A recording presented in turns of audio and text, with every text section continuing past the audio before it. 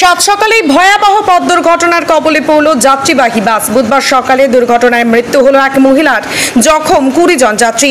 গোপীবল্লভপুর থেকে খড়গপুরগামী একটি বাস গুপ্তমনির কাছে এক মোটরসাইকেল আরোহীকে বাঁচাতে গিয়ে দুর্ঘটনার কবলে পড়ে।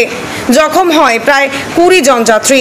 জখমদের মধ্যে মর্মান্তিক মৃত্যু হয় এক মহিলার। ঘটনাস্থল থেকে বাস যাত্রীদের উদ্ধার করে ঝাড়গ্রাম মেডিকেল কলেজে নিয়ে আসা হয় চিকিৎসার জন্য।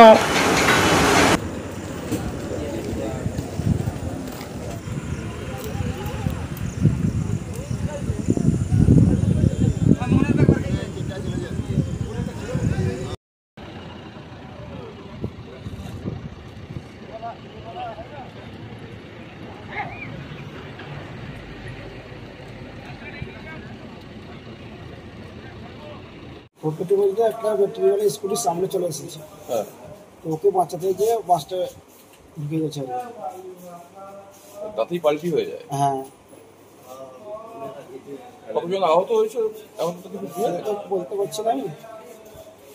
কতজন যাত্রী ছিল তোমার মধ্যে? সেরকম মোটামুটি ছিল 30-40 জন মতো। সবাই কম বেশি আহত হয়েছে। অবস্থা খারাপ ছিল। তুমি কোথায় যাচ্ছিলে? কোথায়? আমি রেসিং যাচ্ছিলাম। কি নাম তোমার? সঞ্জয় বেরা। বাইক ছিল, বাইকটা যখন বাইক থেকে মাঝখানে গিয়ে ডান দিকে গাড়ি মেরেছে।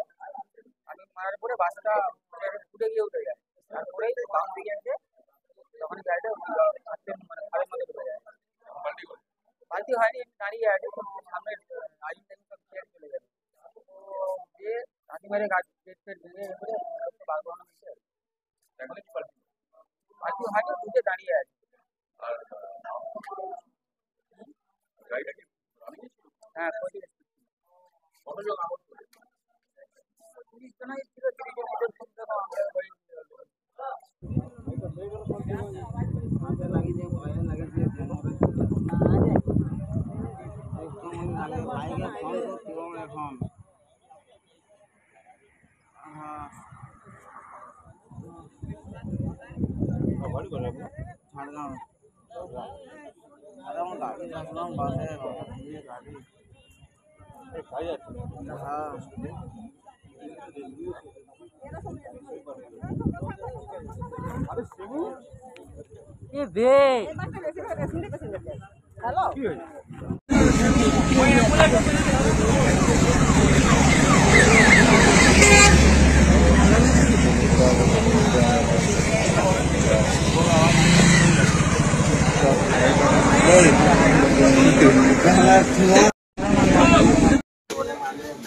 মোটরসাইকেলটা নাই আসলে অতটা হতো না। মোটরসাইকেলটার জন্য আর আমরা পাথরটা ভেঙে খাদানে ঢুকি।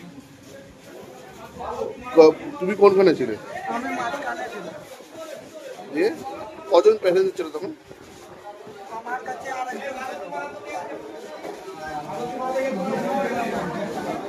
কি হয়েছিল? আজ সকালবেলাটায় রাধা গোবিন্দ বাস গুপ্তমনিতে খুব মারাত্মকভাবে দুর্ঘটনা ঘটে এবং সেখানে দেখলাম যে সেখান থেকে তড়িঘড়ি সমস্ত আহত ব্যক্তিদেরকে এখানে ঝাড়গ্রাম হসপিটাল নিয়ে আসে এবং প্রচুর মানুষ আহত হয়েছেন এবং নাকি শুনছি 2 জন মারা গেছেন। আমি তৎক্ষণাৎ মানিকপাড়া থেকে এবং খবর পেয়ে আমি সঙ্গে সঙ্গে এখানে হসপিটালে চলে আসি। আমি দেখলাম যে মানুষগুলো যথেষ্টভাবে দেখছি হসপিটাল পড়ে আছে এবং তারা অনেককে অ্যাডমিট করে সেখানে শুশ্রূষা সেবা শুশ্রূষা শুরু হয়ে গেছে।